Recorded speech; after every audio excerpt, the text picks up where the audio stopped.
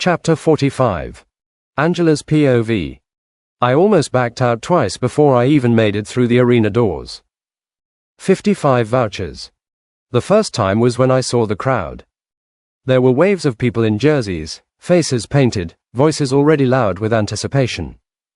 The second was when I stepped inside and the noise hit me full force. It wasn't just sound, it was vibration.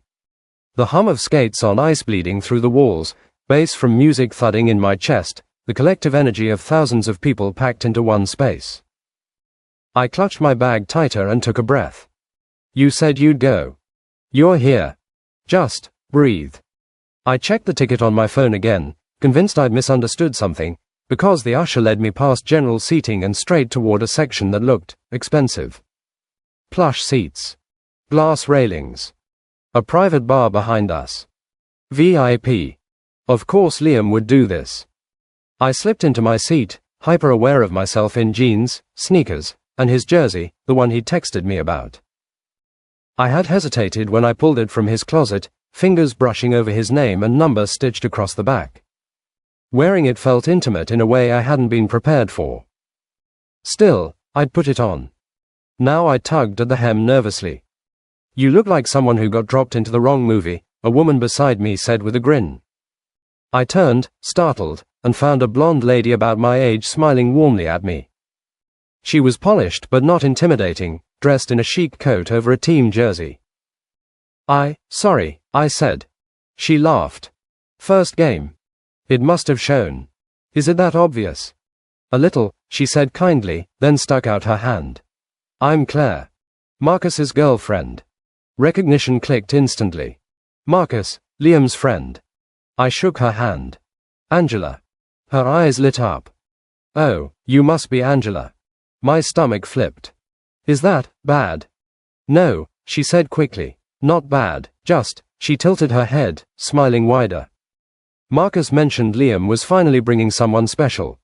Special. The word settled in my chest, warm and terrifying. I didn't know how to respond, so I smiled and looked back toward the ice just as the lights dimmed. The game started in a blur of motion and sound. The puck dropped, and suddenly everything made sense. The speed.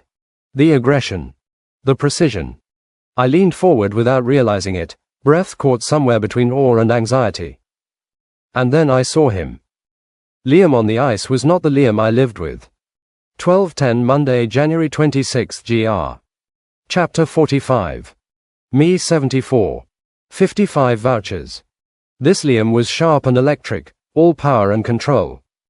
He moved like he belonged there, fast, confident, fearless. I watched him slam an opposing player into the boards, watched him recover the puck and take off down the ice like he was flying. My heart was in my throat the entire time. When he scored the first goal, the arena exploded. I jumped to my feet with everyone else, adrenaline rushing through me. And then, like he'd feel it, Liam looked up. Not just up. Straight at our section. At me. Our eyes locked, and his face broke into a grin so wide and unguarded it stole the air from my lungs. He pointed subtly in our direction before skating away, and Claire squealed beside me. Oh, he's gone, she said.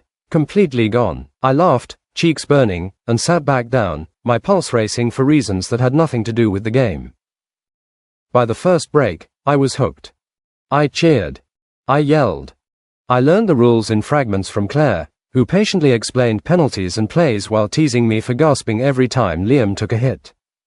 So, she said casually during intermission, sipping her drink, how long have you and Liam been together? The question shouldn't have rattled me. It was expected. Normal. I started, then stopped. Fake. We're fake. That was the answer.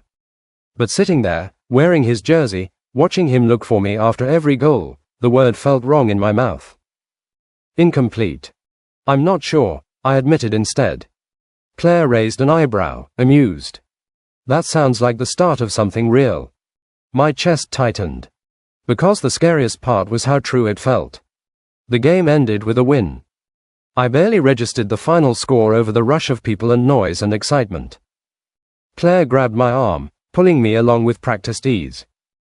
Come on, she said. We will wait outside the locker room. I hesitated as we entered the corridor. The atmosphere shifted immediately, less public, more personal. Other women stood in clusters, all perfectly put together. Hair done. Makeup flawless. Designer coats and heels. I felt painfully out of place.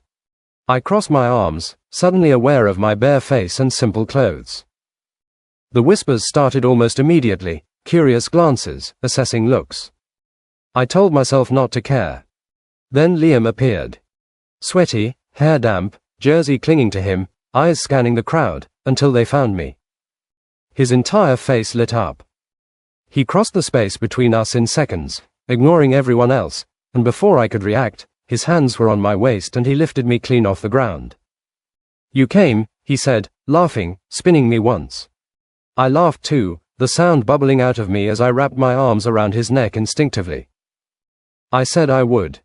He set me down gently but didn't let go, forehead resting briefly against mine like the world had narrowed to just us. You're wearing my jersey, Angel, he said, and I froze, then I blushed. I didn't want to disappoint you, I told him truthfully, and he smiled. All around, the noise had died down, but I didn't look at them.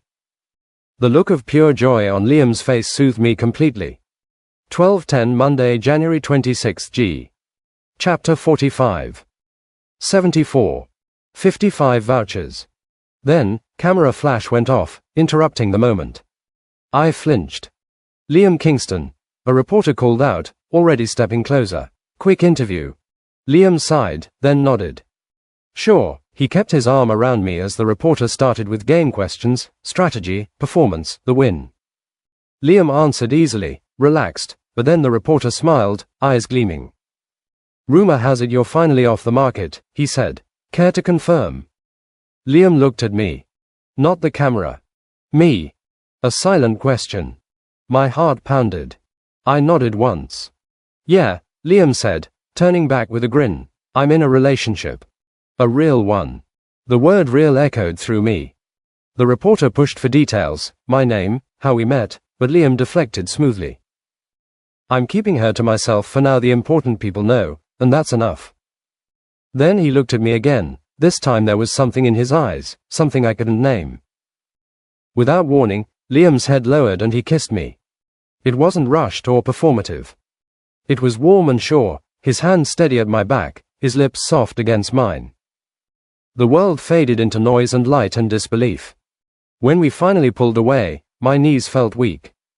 He laced his fingers through mine and walked me toward the exit, shielding me from cameras and stares like it was instinct. And as we pulled away, one thought settled deep in my chest, undeniable and terrifying and thrilling all at once. Whatever we were pretending to be, I didn't think it was pretend anymore. Comment. Send